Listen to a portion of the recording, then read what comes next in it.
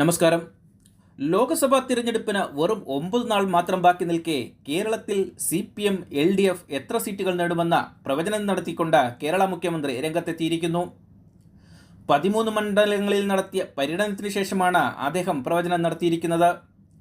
ഇത്തവണ LDF മികച്ച വിജയം നേടുമെന്നാണ് അദ്ദേഹം പറയുന്നത്. കഴിഞ്ഞ തവണ 2019 അപേക്ഷിച്ച് വലിയ വിജയം തന്നെയാണ് LDFും CPMും പ്രതീക്ഷിക്കുന്നത്. BJPക്ക് ഇത്തവണയും കേരളത്തിൽ ചലനം സൃഷ്ടിക്കാനാവില്ലെന്നും അദ്ദേഹം കൂട്ടിച്ചേർക്കുന്നു. മോദി എത്ര തവണ കേരളം സന്ദർശിച്ചിട്ടും കാര്യമില്ലെന്നാണ് അദ്ദേഹം പറയുന്നത്. കാരണം BJP എല്ലായിടത്തും 3-ാം സ്ഥാനത്തേക്ക് പിന്തള്ളപ്പെടുമെന്നും പിണറായി വിജയൻ പറയുന്നു. കേരള ജനത കനത്ത തിരിച്ചടി തന്നെ BJPക്ക് നൽകുമെന്നും അദ്ദേഹം കൂട്ടിച്ചേർത്തു. ഇന്ത്യയുടെ ഭരണഘടനയും മൂല്യങ്ങളും സംരക്ഷിക്കുക എന്നതാണ് ഈ തിരഞ്ഞെടുപ്പിൻ്റെ പ്രത്യേകത. RSSന്റെ ജനവിരുദ്ധ രാഷ്ട്രീയം എതിർക്കുന്ന LDFനെ ജയിപ്പിക്കണോ അതോ BJPയുടെ നയങ്ങളോട് കൂടെ നിൽക്കുന്ന UDFനെ സഹായിക്കണോ എന്ന് കേരള ജനത തീരുമാനിക്കണമെന്നും മുഖ്യമന്ത്രി പിണറായി വിജയൻ.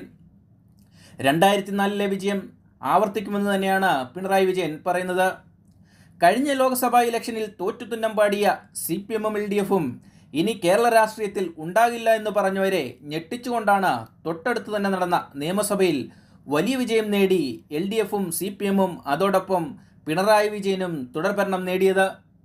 എല്ലാ ചാനലുകളുടെയും സർവേകളെ അപ്രസക്തമാക്കിയ വിജയമായിരുന്നു അന്നത്തേത്.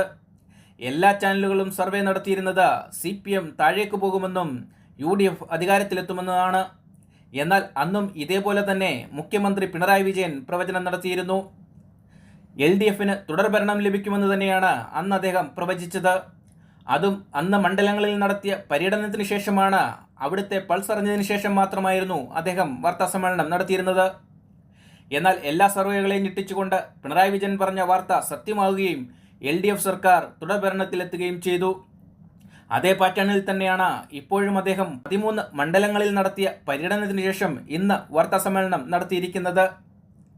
ഇക്കുറി LDF CPM വൻ മാർജിനിൽ തന്നെ വിജയം നേടുമെന്ന് അദ്ദേഹം ഊന്നി പറയുന്നു.